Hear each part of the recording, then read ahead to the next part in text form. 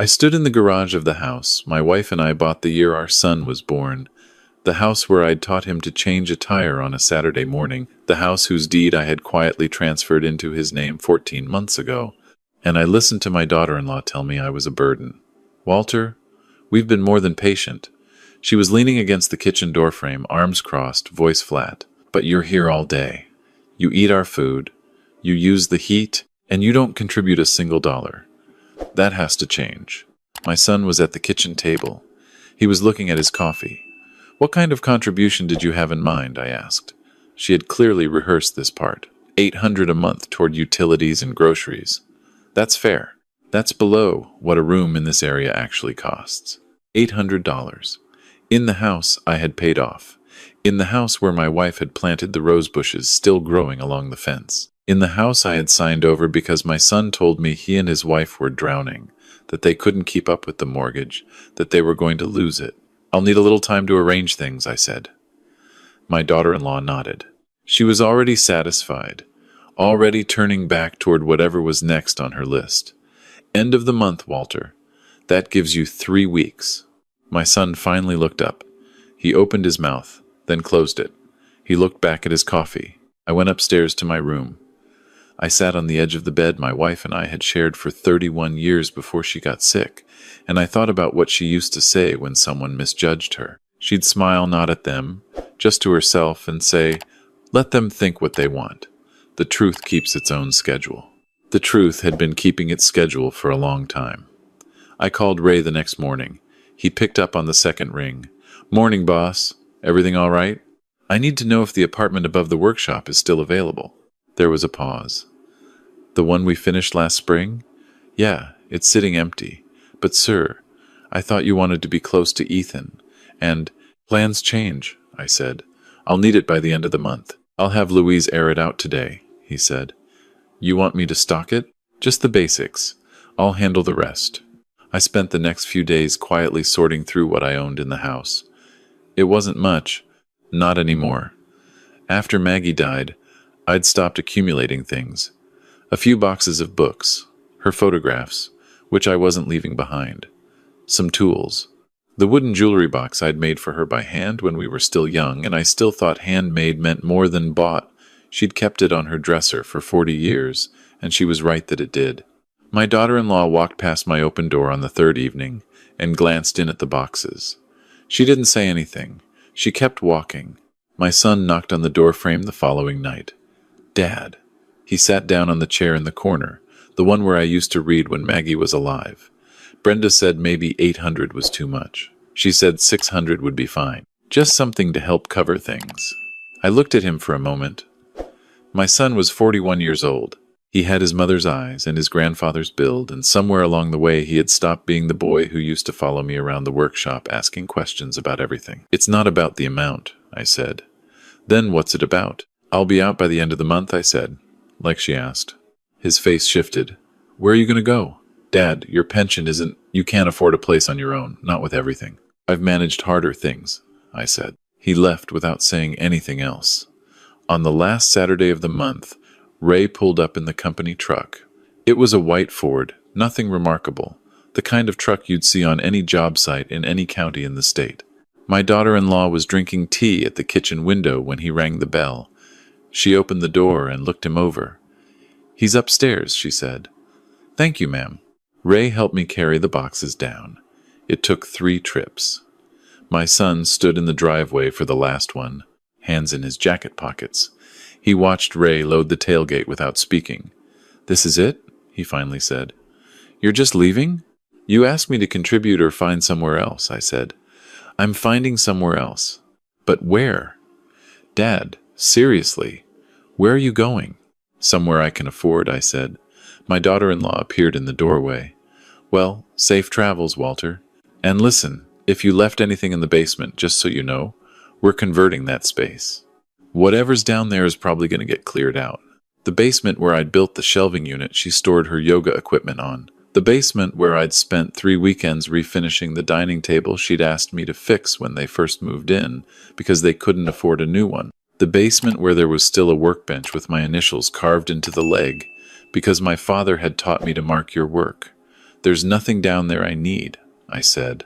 Ray held the passenger door. I got in.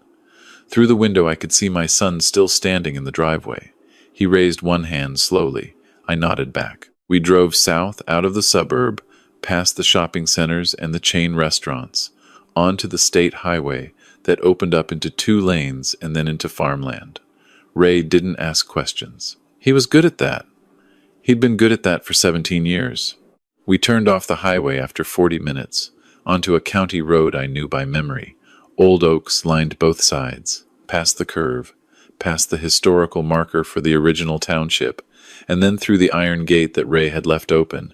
The sign beside it read, "Callaway Restoration and Design, Est, 2001, though that was only when we incorporated.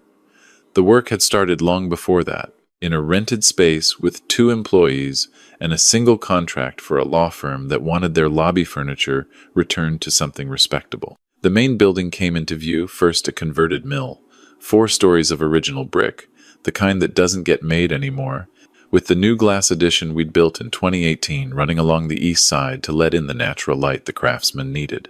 Then the storage and drying facility, then the climate-controlled archive room where pieces in active restoration lived between stages, then the smaller outbuildings where the finishing work happened. Beyond all of it, visible from the road if you knew where to look, the apartment above the old carriage house. Maggie had called it our someday house, the place she said we'd retire to when the main house felt like too much. We'd finished it the spring before she got her diagnosis. She never lived in it. I couldn't make myself live in it either, not after, so it had sat ready and unused for 4 years. "Welcome home," Ray said. Louise had stocked the refrigerator and left a casserole on the counter with a note. "Chicken and dumplings, the way you like it." The apartment was simple and warm. Maggie's photographs from the workshop's early years were already there. I'd sent them ahead on the windowsill above the kitchen sink. One of her standing in front of the mill building, the day we signed the lease, laughing at something I'd said. She was always laughing at something I said. I'm not sure what I expected the first week to feel like. Quieter, maybe. Lonelier. Instead, it felt like putting weight down after a long carry. I worked. That was what I knew how to do. I walked the workshop floor in the mornings, checking progress on active pieces. We had a carved mahogany sideboard from a Virginia estate, a set of Windsor chairs from a Connecticut museum, a 19th century secretary desk that a collector in Charleston had been waiting 18 months for. Because we don't rush. That was always the rule. You don't rush the work. My son called on a Wednesday. I let it go to voicemail. He called again Thursday and Friday, and the following Monday. On Tuesday I answered, "Dad." He exhaled. "Where are you? Are you all right? Are you eating?" "I'm fine. Can you just tell me where you are? Brenda and we've been worried."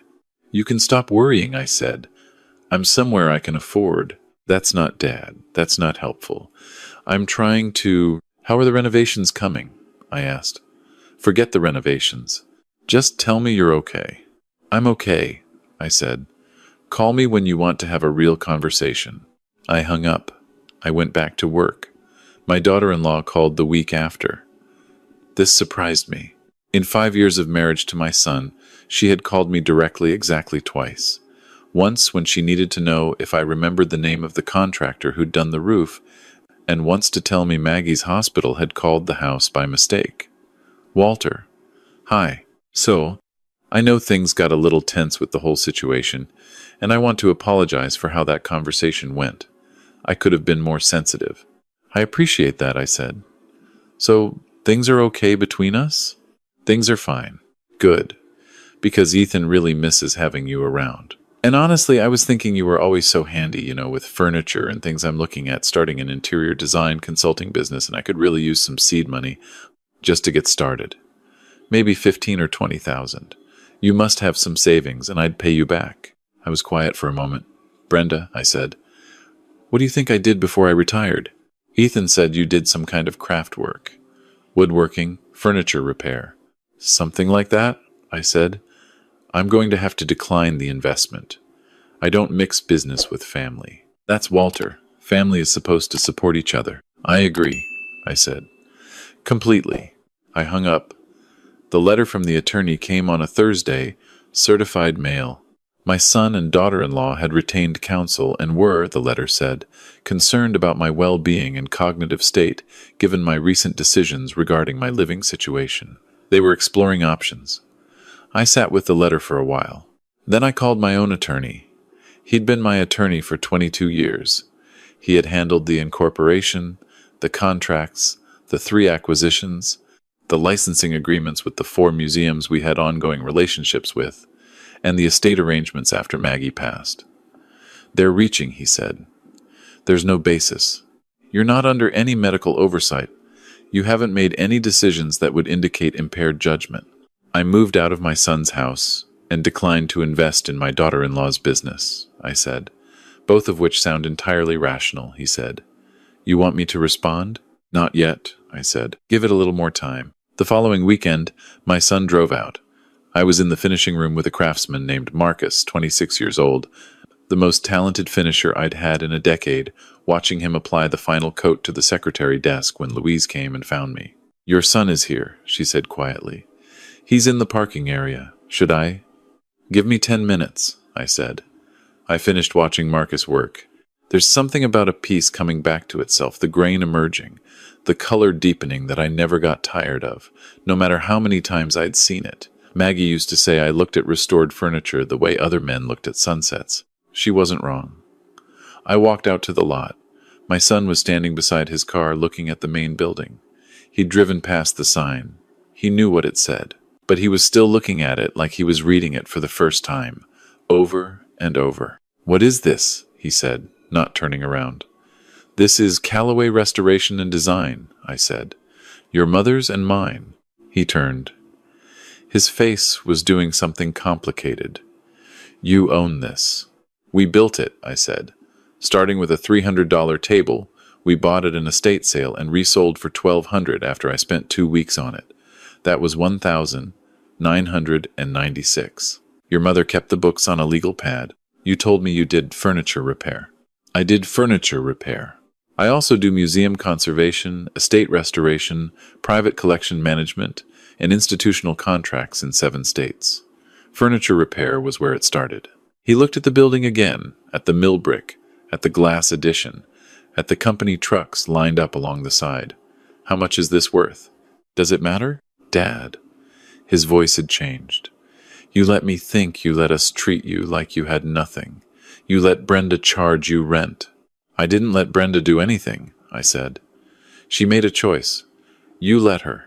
He flinched. Come inside, I said. I walked him through the finishing room, past the archive, through the main restoration floor.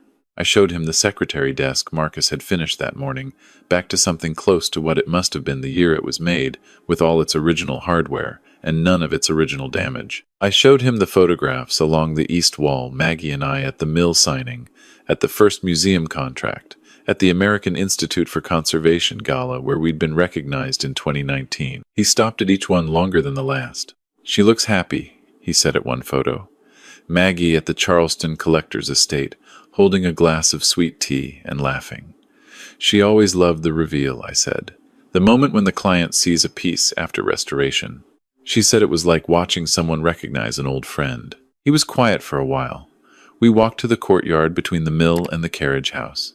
The oaks were past their color, but still holding some of it, orange and rust against the gray sky. Why didn't you just tell us, he said. Would you like me to answer that honestly? Yes. Because your mother and I made a decision when you were young to keep the business separate from home. We didn't want you measuring your childhood by what we were building. We wanted you to have normal Saturday mornings, normal summers, a normal sense of what things cost and how to earn them. When you were small, that was the right call. When you got older, I kept waiting for you to ask, to be curious about what I did, where I went, why I sometimes came home with my hands smelling like linseed oil and lacquer. You never asked, Ethan, not once. He looked down at his shoes. When your mother got sick, I said, I thought maybe that would bring you closer to us, that you'd want to understand the life we'd built. But you were busy, which is fine. People are busy. And after she died, when you suggested I move in, I thought maybe now. Maybe being around each other day to day would open something up. I thought wrong. I didn't know how to be around you after Mom, he said. Everything about you reminded me of her. I know, I said. That's why I came. He sat down on the courtyard bench. He put his face in his hands for a moment, then looked up.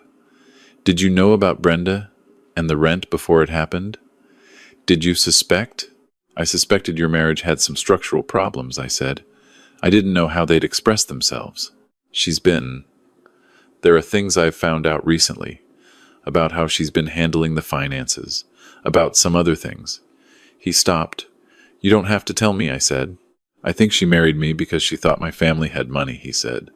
That sounds terrible to say out loud. It sounds honest, I said. I should have known better. You were in love, I said. That's not a character flaw. He was quiet for a long time. A pair of sparrows landed in the courtyard, hopped around, left. I don't know what I'm doing with my life, he said. I had this whole picture of what it would look like by now, and none of it turned out right. The job is fine, but it doesn't mean anything. The house feels like a mistake. I look around and I think, what am I actually building? What does any of this add up to? That is the most important question you've asked in years, I said. He laughed, short and pained. High bar. I know. He looked up at the carriage house apartment, at the warm light in the windows. Do you like it here? Living above the shop like this? I'm home, I said. It took me a while to find my way back to it. He left around 5. I watched his taillights disappear down the county road, and then I went inside and heated up the last of Louise's casserole and sat at the kitchen table where Maggie's photograph was on the windowsill. And I thought about the things you can and cannot rush. 2 months passed. The secretary desk shipped to Charleston. The Windsor chairs went back to Connecticut. We took on a new contract, a private estate in Virginia, with a full dining room set that hadn't been touched properly since the 1940s. Ray drove out to assess and came back with photographs that made the craftsman gather around his tablet like it was a window into something sacred. My son called twice during those 2 months. Both times we talked for a while about nothing complicated, mostly about the weather and the work, and once about a woodworking class he'd looked up online, which he mentioned almost shyly, like he wasn't sure if I'd take it seriously. I told him I thought it was a good idea. He said he'd look into it more. My daughter-in-law called once. She had a new attorney, she said. She was serious about the business, and she knew I had resources, and she felt I wasn't giving her a fair chance. I told her I wished her well. I said I meant that genuinely. She hung up. A week later she called again. This time she didn't lead with the business. Her voice was different, pulled thin. She and Ethan were separating, she said. He'd asked her to leave. She said it like she was reading from a prepared statement, controlled and bright, but underneath it I could hear something that wasn't quite grief and wasn't quite relief. I'm sorry to hear that, I said. Are you? She said. I don't take pleasure in failed marriages, I said. Whatever I thought of your choices, I never wanted your marriage to fail. Ethan told me about the workshop, she said, about what it's actually worth. I see. Why didn't you ever tell us? I told you what was true, I said. You decided what you wanted to assume. She was quiet for a moment. I think I made a lot of decisions based on wrong assumptions. That's honest, I said. I'm not sure I deserve credit for honesty right now, she said. But okay. She hung up. It was the first conversation we'd had in years that ended without her trying to get something from me. The local business journal ran a piece on us in January, a profile of Callaway Restoration, our history, our current contracts, the conservation fellowship we'd established in Maggie's name at the regional art school the previous fall. The writer got some things wrong. As they always do, they said. I'd started the business after retiring, when in fact I'd spent 26 years building it, before handing day-to-day operations to Ray. But they got the important parts right. The way Maggie and I had started with nothing. The years of learning by failing, of taking every piece that came through the door as a lesson in patience and craft. The philosophy that a thing worth saving is worth saving properly, without shortcuts. The journal put the estimated valuation of the business in the 4th paragraph. It was not a small number. My son texted me the morning the article ran. He said, "Dad, I saw the article. I didn't know about the fellowship in Mom's name. I just wanted to say that. I read it 3 times, then I called him. The fellowship was her idea, I said, when he answered, before she died. She said she wanted something to go on doing what she did, finding people who were serious about craft and giving them room to learn it properly. She would have loved seeing it, he said. She did see it, I said. I described it to her in the hospital, every detail. She made me promise to get the name exactly right. He was quiet on the line for a moment. Then he said, "Can I come see it? The workshop. I'm not trying to insinuate myself or complicate anything. I just want to see what you and Mom built. Come Saturday," I said. "I'll have Ray give you the real tour." He came Saturday. He wore clothes that were right for a workshop, work boots, old jeans which told me he'd thought about it in advance. Ray walked him through everything, every room, every piece in progress, every archived photograph and document going back to the first lease. I watched from a respectful distance and let it unfold. At the end of the tour, Ray left us in the courtyard. The winter light was pale and low, the kind that makes the brick look amber. "How long did it take to get here?" my son asked. "From the beginning. To this? 26 years, I said. Give or take the years before that when I was learning what I didn't know. You don't rush the important things. They'll get there when they're ready. I feel like I've lost 15 years, he said, just not paying attention, not asking the right questions, not being present for the people who were worth being present for. He said the last part quietly, not looking at me. "You're here now," I said. "Is that enough?" "It's a start," I said. "It's more than a start if you do something with it." He nodded. He looked at the mill building, at the bare oaks behind it, at the light. He said, "I signed up for that woodworking class. It's on Tuesday nights. The teacher is this guy in his 70s who trained in Denmark. He says if you can't fix your own mistakes, you shouldn't make things." "That's good advice," I said. "I thought so." He paused. "Dad, I want to give the house back." I shook my head. "That house is yours, Ethan. I gave it to you. I know you did. But I can't live there the right way anymore. Every room. I keep seeing, I just can't." He looked at his hands. "Brenda is moving out. The plan is she takes what's hers and I take what's mine, and we figure out the rest through lawyers. I found an apartment. It's nothing special. I'm going back to something simpler for a while. I think I need to." "That sounds like wisdom," I said. "I'm selling the car," he said. "I've been thinking about what you and Mom built, how you started. You sold your car. You took out a second mortgage on a condo you could barely afford. You did that to build something real. I've been financing appearances. A nice car, a renovated house, the right look. None of it was real. None of it was mine. It's not too late to change that," I said. "I know." He took a breath. "I was thinking this is probably presumptuous, and you can absolutely say no. And I understand if the answer is no, but I was thinking maybe there's something I could learn here. At the workshop, not on the business side, I know I haven't earned that. But maybe on the floor. Learning the actual work. Marcus said he'd teach me the basics of finishing if you approved it." He said Marcus's name carefully, like he'd made a point of learning it. "He said he started as a floor assistant, and that you gave him a real chance when nobody else took him seriously." "Marcus is the best finisher we've had in 10 years, I said. "He earned that. Nobody gave it to him." "I know," my son said. "That's kind of the point." I looked at him. 41 years old, standing in the courtyard with his hands in his pockets and his mother's eyes, asking for a chance to learn something hard from scratch with no shortcuts. I thought about what Maggie would say if she were standing here. I thought I could almost hear her saying it. "You start at the floor level," I said. "That means cleaning, moving, fetching, watching, asking questions only when the craftsman invites them. You don't touch a piece until Marcus says you're ready to touch a piece. Could be weeks, could be longer. And you show up when you're scheduled, every time. Because the work waits for no one, and neither do the people doing it." "I understand," he said. "There is one other thing," I said. He looked at me. "On Saturday mornings, before your shift, you have coffee with me. Here. No agenda. Just coffee and conversation. I want to know who you are, Ethan. Who you've been. What you think about. I've been wanting to know that for longer than I care to admit." He was quiet for a moment. Something moved across his face that I hadn't seen in a long time, maybe since he was young. Since the Saturday mornings, he used to follow me around asking questions about everything. "I'd really like that," he said. He started the following Tuesday. Not on the floor, he started by sweeping it, which Ray arranged deliberately, and which I approved of completely. There's a reason you begin with the floor. You learn where everything lives. You learn the rhythm of the space. You learn to see what the craftsmen need before they ask for it, because you're already there, and you're already paying attention.